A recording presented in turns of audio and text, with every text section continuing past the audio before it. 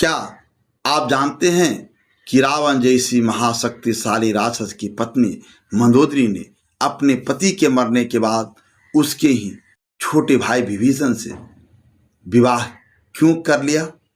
क्या यह कोई चाल थी? क्या इसमें भगवान राम का आदेश था या फिर कोई गहरा धार्मिक रहस्य छिपा था जिसने रावण को सीता माता का हरण न करने की चेतावनी दी थी? वही मंदोदरी अचानक विभीषण की पत्नी कैसे बन गई? यह कहानी सिर्फ एक विवाह की नहीं बल्कि धर्म, कर्तव्य और त्याग की ऐसी अद्भुत कथा है जो आपकी सोच को झकझोर देगी। अंत तक जरूर सुनिए, क्योंकि अंत में एक ऐसा ज्ञान मिलेगा जो जीवन भर याद रहेगा।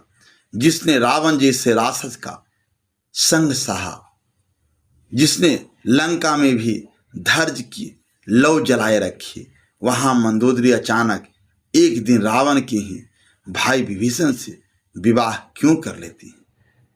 यह वही मंदोदरी थी जिसने रावण को समझाया था कि सीता माँ का हरण मत कर, अन्यथा लंका की बर्बादी निश्चित है। और फिर वही मंदोदरी जब युद्ध में रावण के मरने के बाद उसने भाई विभीषण की पत्नी बन जाती है, तो क्या यह कोई चाल थी? क्या इसमें राम का आदेश था या फिर कोई गहरा धार्मिक रहस्य जो जुड़िए इस रहस्यमयी धार्मिक और दिल को छू जाने वाली कहानी में? और अंत तक देखिए, क्योंकि अंत में मिलेगा एक ऐसा ज्ञान जो आपकी सोच को झकझोर देगा।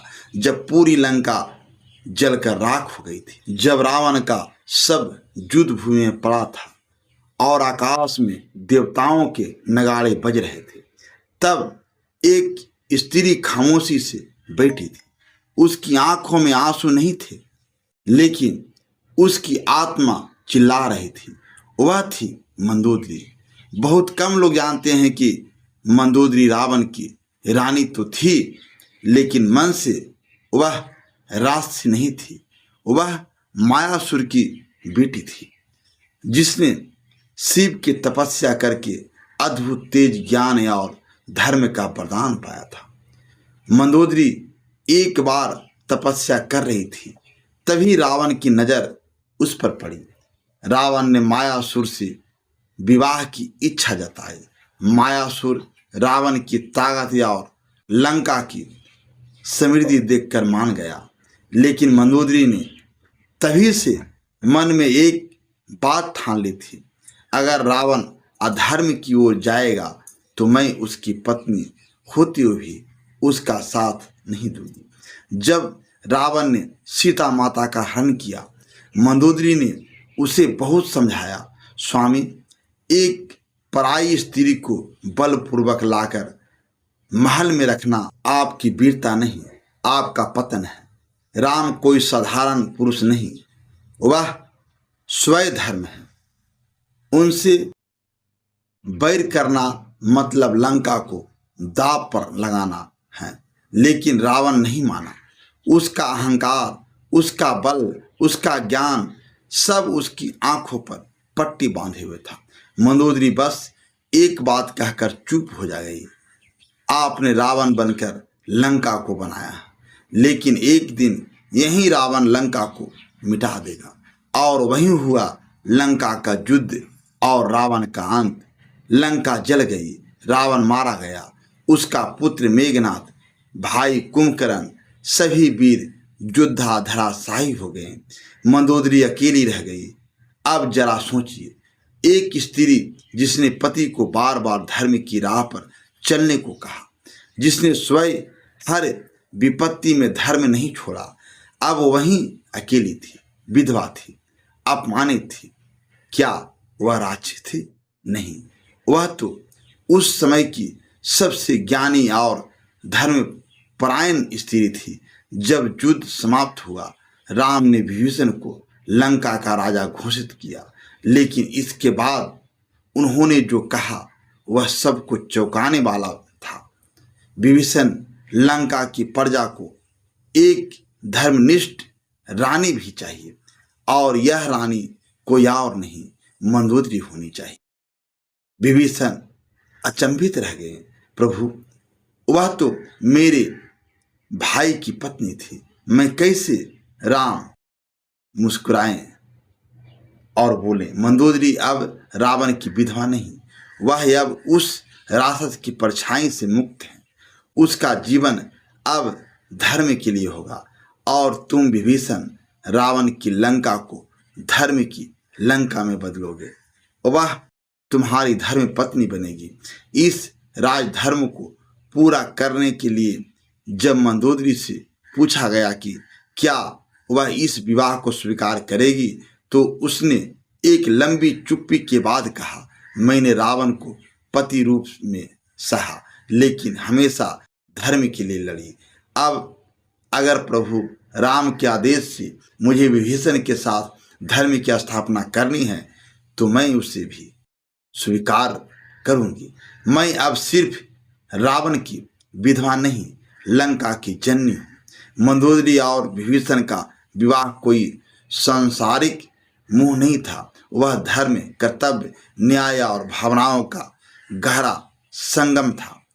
लंका के स्वर्ण महल अब भी चमकते थे, लेकिन उस चमक में पहले जैसा अभिमान नहीं था। अब वहाँ एक नई हवा बह रही थी, विनम्रता की, धर्म की, सेवा की। विभीषण सिंहासन पर तो बैठ चुके थे, लेकिन उनकी आंखों में अब भी प्रश्न थे। क्या रावण की परछाई कभी लंका को छोड़ पाएगी? क्या प्रजा मुझे रावण के भाई के रूप में देखेगी या एक धर्मनिष्ठ राजा के रूप में? तभी दरबार में प्रवेश हुआ मंदोदरी का। न सजे हुए वस्त्र, न स्वर्णाभूषण, बस एक सादी साड़ी में, पर चेहरे पर वही तेज जो एक सर्वनिष्ठ नारी का होता है। विभीषण खड़े हुए आदर से बोले, माता मंदोदरी, क्षमा करें, आपको अब रावण की रानी नहीं, लंका की धर्म माता कहना चाहिए। मंदोदरी ने पहली बार हल्की सी मुस्कान दी, फिर बोली, धर्म माता तभी बनूंगी जब लंका की आत्मा फिर से जागे।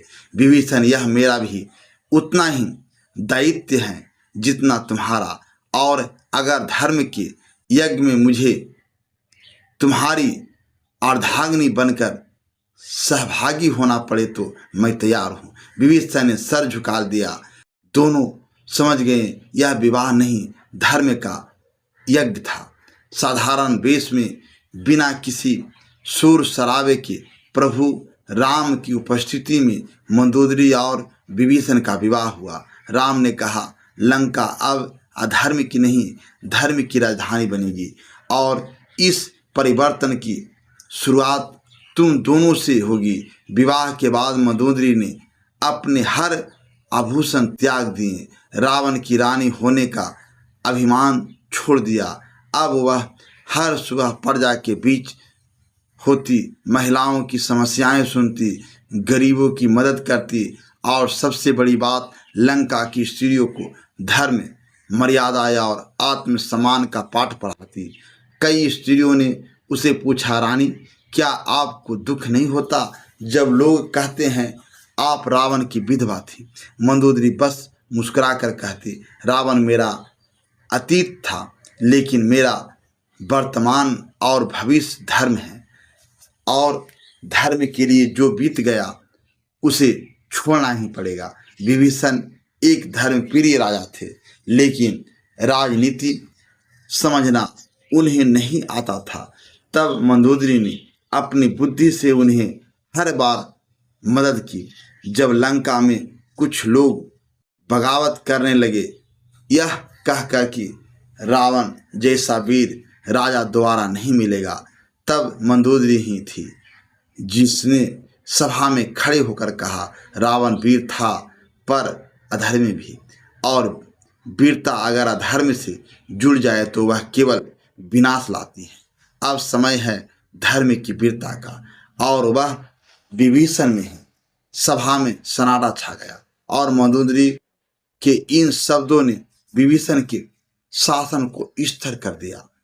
अब आती है असली बात, तो क्या मंदोदरी ने प्रेम से विवाह किया नहीं, उसने कर्तव्य, धर्म और न्याय के लिए यह कदम उठाया। उसने अपने जीवन का दुख, अपनी पहचान का कलंक और अपने अतीत की परछाई को एक ओर रख दिया, ताकि आने वाली पीढ़ियों को यह सीख मिल सके, धर्म का साथ देने के लिए यदि तुम्हें अपने दर्द और अपने रिश्तों की बलि देनी पड़ी तो वह भी न्यून है। समय बीता पर यादें नहीं। लंका फिर से बच चुकी थी। राजमहल में चहल पहल थी, लेकिन मंदोदरी के जीवन में कभी वैसी रौनक नहीं लौटी। वह सुबह उठती, प्रातःकालीन यज्ञ करती और फिर निकल पड़ती राजमहल से बाहर, सीधे प्रजा के बीच। कोई अनाथ बच्चा दिखता तो वह उसका सिर सहलाकर कहती, तू रावण का नहीं, धर्म का पुत्र है। कोई विधवा रोती हुई दिखती तो वह उसका हाथ पकड़कर कहती, मैं भी विधवा थी, पर धर्म की शक्ति ने मुझे फिर खड़ा किया। तू भी उठ, संसार तुझे तेरे आंसुओं से नहीं, तेरे कर्मों से पहचानेगा। विवाह से पहले रावण के कई पुत्र थे, मेघनाद, अतिकाय, अक्षय कुमार। इसके छोटे छोटे बच्चे भी बच्चे थे। एक दिन सभा में सवाल उठा, इन बच्चों का क्या होगा? क्या इन्हें भी राष्ट्रीय परंपराओं में बड़ा किया जाएगा? मंदोदरी खड़ी हुई और बोल पड़ी, नहीं, अब ये रावण की संतानें नहीं, ये धर्म की संतानें हैं। मैं इनकी माता बनूंगी। उस दिन से मंदोदरी ने उन बच्चों को अपनी गोद में लेकर पालना शुरू किया। उन्हें वेद पढ़ाए, धर्म सिखाया, अहंकार से दूर रखा। कभी मेघनाद के बेटे ने पूछा, क्या मैं भी युद्ध में उतना ही बलवान बन सकता हूँ जितना मेरे पिता थे?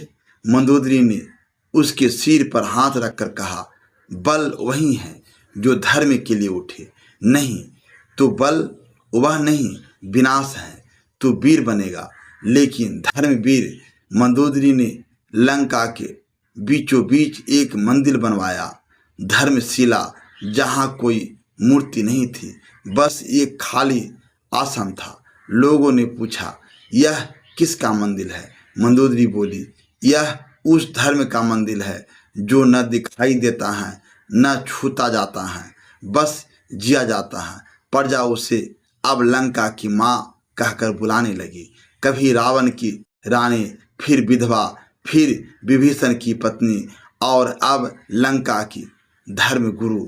वृद्धावस्था में मंदोदरी ने एक बार सभा बुलवाई। विभीषण, लंका की प्रजा, राजकुमार सब उपस्थित थे। मंदोदरी सिंहासन के पास खड़ी हुई और बोली, मैंने जीवन में रावण को प्रेम नहीं, कर्तव्य से अपनाया, विभीषण को धर्म से स्वीकारा और लंका को माँ की तरह पाला। मैंने एक स्त्री का हर रूप जिया, रानी, पत्नी, विधवा, माँ, लेकिन सबसे अधिक मैंने धर्म का रूप जिया।